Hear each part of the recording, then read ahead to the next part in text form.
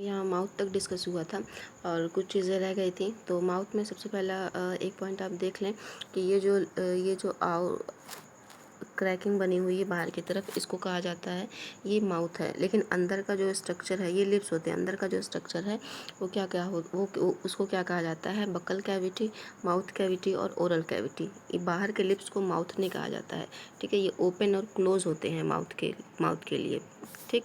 और अच्छा, अब बक्कल कैविटी क्या होता है, माउथ जो होता है, ये जो लिप्स होते हैं आपके, ये लीड करता है एक लार्ज स्पेस में, एक स्पेस अंदर की तरफ वो खुलता है, जिसको कहा जाता है बक्कल कैविटी, ओरल कैविटी और माउथ कैविटी।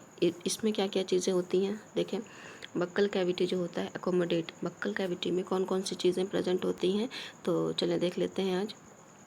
सबसे पहले आपका हो गया टीथ, उसके बाद हो गया आपका टंग और उसके बाद हो गया आपका सलेवरी ग्लैंड। अच्छा भाई चलें, टीथ में हम लोग देख लेते हैं।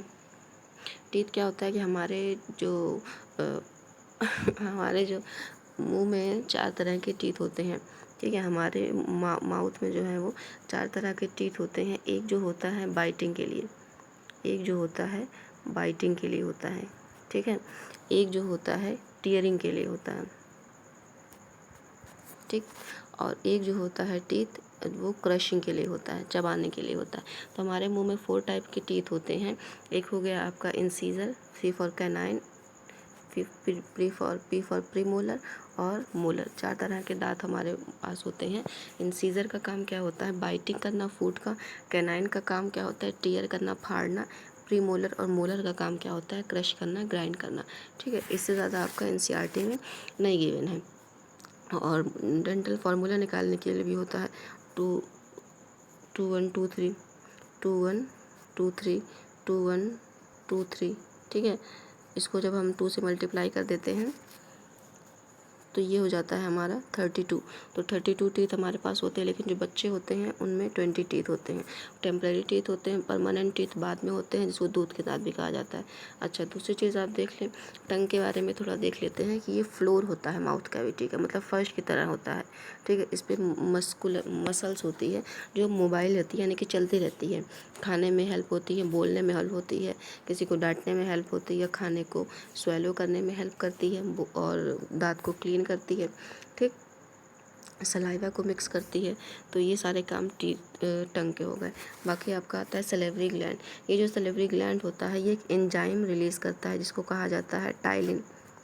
एक एंजाइम रिलीज़ करता है जिसको कहा जाता है टाइलिन, और इसको सलेवरी एमाइलेज भी कहा जाता है, ठीक है। सलेवरी ग्लैंड जो है वो एक एंजाइम रिलीज़ करता है जिसको कहा जाता है सलेवरी एमाइलेज, ठीक है।